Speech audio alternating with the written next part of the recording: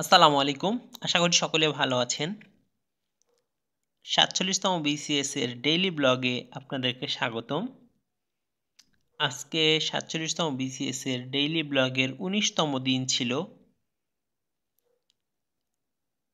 আজকে আমার পড়াশোনার শিডিউলটা ছিল বিজ্ঞান, ডাইজেস্ট থেকে নিউক্লিয়াসের গঠন, কোষ প্রাচীর, টিস্যু, কোষ বিভাজন ইত্যাদি।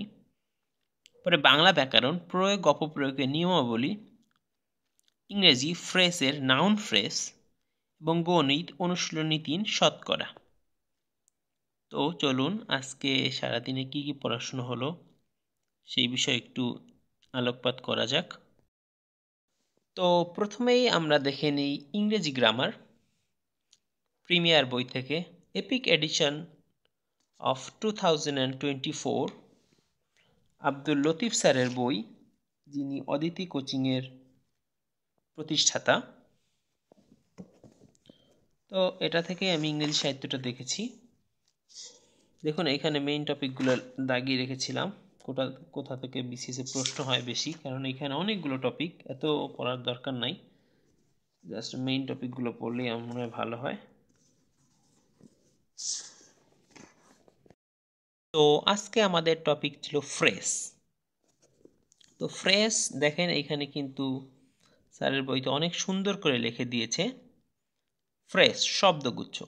Phrase is a group of related words used as single parts of speech. অর্থাৎ ফ্রেজ হচ্ছে এমন একটি গ্রুপ অফ রিলেটেড ওয়ার্ড যেখানে কোনো সাবজেক্ট এবং ফিনিট ভার্ব নেই, তবে এটি একটি গ্রুপ অফ ওয়ার্ড বা বাক্যে গ্রুপ অফ পার্টস অফ স্পিচের মতো কাজ করে। ওই গ্রুপ অফ ওয়ার্ডকে আমরা পার্টস অফ স্পিচ অনুযায়ী ফ্রেজ বলি। অর্থাৎ পার্টস অফ স্পিচ যেই নাউন, প্রোনাউন, অ্যাডজেক্টিভ, এগুলোর অনুযায়ী ফ্রেজগুলোর নাম হয়। অর্থাৎ এগুলোই হচ্ছে ফ্রেজ, এগুলোর নাম অনুযায়ী ফ্রেজ। দেখুন non finite verb, infinitive, to plus verb base form gerund, verb শেষে আইএনজি, এগুলো সম্পর্কে একটু আলোকপাত করেছে। এরপরে ফ্রেজ এবং ক্লোজের মধ্যে পার্থক্যর বিষয়টা পরবর্তীতে একটা নোট আছে, দেখুন এখানে কি বলছে। আধুনিক ব্যাকরণবিদদের অনেকেই পার্টস অফ স্পিচকে ফ্রেজকে অভিন্ন হিসাবে গণ্য করেন। অর্থাৎ এই যে বললাম যে ফ্রেজ হচ্ছে নাউন ফ্রেজ, অ্যাডজেক্টিভ ফ্রেজ, এগুলো এজন্য, আর আমাদের পার্টস অফ স্পিচে নাউন, প্রোনাউন, অ্যাডজেক্টিভ এগুলো আছে, তাই এটাকে তারা একই সাথে মনে করে। তো দেখুন প্রথমে আমরা দেখব নাউন ফ্রেজ, খুবই ইম্পর্টেন্ট একটা টপিক। এর পূর্ববর্তীতে আমরা ক্লোজে নাউন ক্লোজ পড়েছিলাম। দেখুন a noun phrase is a single word or a group of word that does the work of a noun. অর্থাৎ এখানে বুঝাচ্ছে যে নাউনের মতো কাজ করবে। মূল কথা শুধু এইটুকু মনে রাখে, নাউন ফ্রেজ নাউনের মতো কাজ করে। একদম সহজ উপায় হচ্ছে এই এতই কিছু নাম মনে রাখে, নাউন ফ্রেজ নাউনের মতো কাজ করে। দেখুন এটা স্ট্রাকচার হচ্ছে ডিটারমিনার প্লাস নাউন।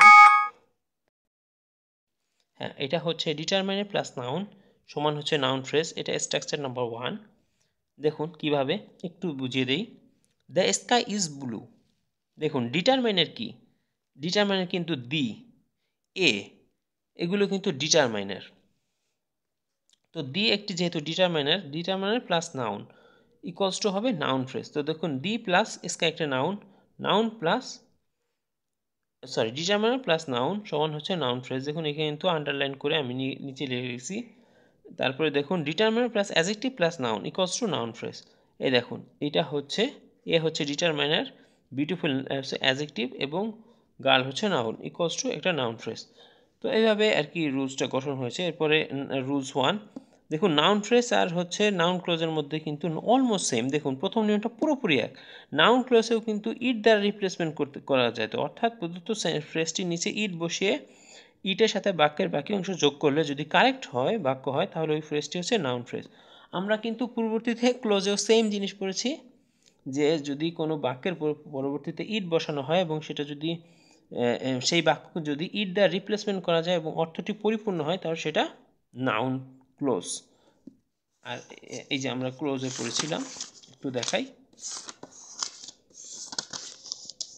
এই যে ইট দ্বারা রিপ্লেসমেন্ট করা যায়। তো যাই হোক, noun clause noun phrase almost same. এরপরে কিছু উদাহরণ ছিল। দেখুন এটা কিন্তু ইট দ্বারা রিপ্লেসমেন্ট করা যায়। I listen to his parting advice. দেখুন কি বলা যায়, I listen to it, I listen to it, ব্যাস। তো এইগুলো ইট দ্বারা রিপ্লেসমেন্ট করা যায়। পরবর্তীতে একটা রুলস হচ্ছে ইট ইজ প্লাস অ্যাজেক্টিভ অথবা নাউনের পরে নাউন ফ্রেজ বসে। দেখুন ইট ইজ এর পরে অ্যাজেক্টিভ থাকলেই তার পরবর্তীতে কী হবে, নাউন ফ্রেজ হবে। পরীক্ষায় সাধারণত এসে থাকবে ইট ইজ এস সিন, তারপরে একটা সেন্টেন্স থাকবে, বলবে এই আন্ডারলাইন সেন্টেন্সটা কি, এটা হচ্ছে নাউন ফ্রেজ। অর্থাৎ ইট ইজ প্লাস অ্যাজেক্টিভ অথবা নাউনের পরে নাউন ফ্রেজ হয়। যেমন it is no good rubbing in it, দেখুন ইট ইজ আছে, এরপরে অ্যাজেক্টিভ আছে, তারপর আবার নাউন আছে, তার পরবর্তীতে হলো কি, নাউন ফ্রেজ। অর্থাৎ পরাপর দুইটা যদি নাউন হয় সেখানেও কিন্তু নাউন ফ্রেজ হবে। পরবর্তীতে এই রুলসগুলো আমরা দেখব। তো এই হচ্ছে আজকে আমার ইংরেজি গ্রামার। আস্তে আস্তে এগিয়ে যাচ্ছি, দেখি ইনশাল্লাহ শেষ করতে পারবো আশা করি। গণিত ককটেল। ম্যাথ হচ্ছে এমন একটা জিনিস যেটা আমাদের রেগুলারই প্র্যাকটিস করতে হবে। 2টা 4টা 5টা যেগুলো যেই কয়টা পারেন করেন, কিন্তু আপনাকে ম্যাথ রেগুলার প্র্যাকটিসের উপর রাখতে হবে। আমিও কিন্তু অনেক পারা জিনিস অঙ্ক ভুলে যাই, তো আসলে প্র্যাকটিসের কোনো বিকল্প নাই। তো যাই হোক, আজকে ছিল শতকরার এই অঙ্কগুলো দেখলাম। এইটা হচ্ছে মূলত বিগত বছরের কিছু প্রশ্ন, আর কিছুই না। বিসিএসে দেখুন এক নজরে এই অধ্যায় থেকে বিগত বছর প্রশ্নগুলো এই যে আজকে করেছি, সরি, এই ছিল আজকে পার্সেন্টেজ বা শতকরার অঙ্কগুলো জাস্ট প্র্যাকটিস করবেন, ভুলে যাবেন আবার করবেন, বারবার প্র্যাকটিস। ম্যাথ এবং ইংলিশ বারবার প্র্যাকটিসের কোনো বিকল্প নেই আসলে। ম্যাথ এবং ইংলিশ আমাদের প্রচুর প্র্যাকটিস করতে হবে, বারবার প্র্যাকটিস করতে হবে। বারবার যদি প্র্যাকটিস করেন তাহলে ইনশাল্লাহ হবে। দেখুন আমি জাস্ট প্র্যাকটিস করেছি, বারবার করে প্র্যাকটিস করেছি। তো এই হচ্ছে আজকে ম্যাথ, এই অঙ্কগুলো প্র্যাকটিস করলাম এই 12টা। পরবর্তীতে প্রিসেপ্টরস ডাইজেস্ট থেকে এবার কিন্তু আমি ডাইজেস্টের জন্য 2টা সাবজেক্ট আমি পড়তেছি, একটা হচ্ছে সায়েন্স আর একটা হচ্ছে বাংলা। তো বাংলা গ্রামার এবং সায়েন্সের জন্য প্রিসেপ্টরস ডাইজেস্ট থেকে আমি পড়বো, যেহেতু আগে পড়া হয়েছিল। বাংলা গ্রামার 9, 10-এর বইটা সবাই পড়ে থাকে, আমিও পড়েছিলাম। এটা পরবর্তীতে আমি আবার বাংলা গ্রামারটা প্রথমে ধরেছি এই প্রিসেপ্টরস ডাইজেস্ট থেকে। দেখুন এখানে কিন্তু প্রিসেপ্টরস বাংলা ভাষা ও সাহিত্য, পূর্ববর্তীতে কিন্তু আমি বাংলা সাহিত্যের জন্য MP3 জর্জ দেখেছিলাম। এখান থেকেও দেখবো, যেহেতু হয় কি একটা বই থেকে পড়া হয়ে গেলে আর একটা বই থেকে দেখলে তেমন সময় লাগে না। তো আজকে ছিল প্রয়োগ অপপ্রয়োগের। দেখুন রুলসগুলো, দুটি বহুবচন বা একই অর্থ থাকলে দুটি থাকলে একটি বাদ দিতে হবে, অর্থাৎ যেটা আমরা ইংরেজিতে বলেছি রিডান্ডেন্সি। এখানে পাশে আমার লিখে রাখা উচিত ছিল অবশ্য রিডান্ডেন্সি বা বাহুল্যতা। রিডান্ডেন্সির বাংলা শব্দ হচ্ছে বাহুল্যতা। এরপর নিয়ম 2, অর্থাৎ কয়েকটা নিয়ম। দেখুন এখানে একটা জিনিস, মূল যে শব্দটা ইম্পর্টেন্ট, অর্থাৎ যেটা আসলেই গ্রহণযোগ্য বা যেটা ঠিক, সেটা কিন্তু আমি হাইলাইটার দিয়ে লাগিয়ে রেখেছি, যাতে রিভিশন করব শুধু মূল শব্দগুলো দেখব, অর্থাৎ মূল বলেছি, যেটা শুদ্ধ শব্দ সেটা লিখব। অশুদ্ধ শব্দ দেখে তো আমার লাভ নাই। অশুদ্ধ অন্য রকমেও থাকতে পারে, অধীনস্থর জিনিস ও অন্য রকমও থাকতে পারে, এখানে হতে পারে মূর্ধন্য থাকতে পারে। তো আমি মূল জিনিসটা আমি শুধু হাইলাইটেড করেছি এবং এইটুকুই দেখব। এইটা হচ্ছে এই পড়ার একটা মূল বিষয়। আমি মনে করি যে মেইন জিনিসটা শুধু দেখবেন।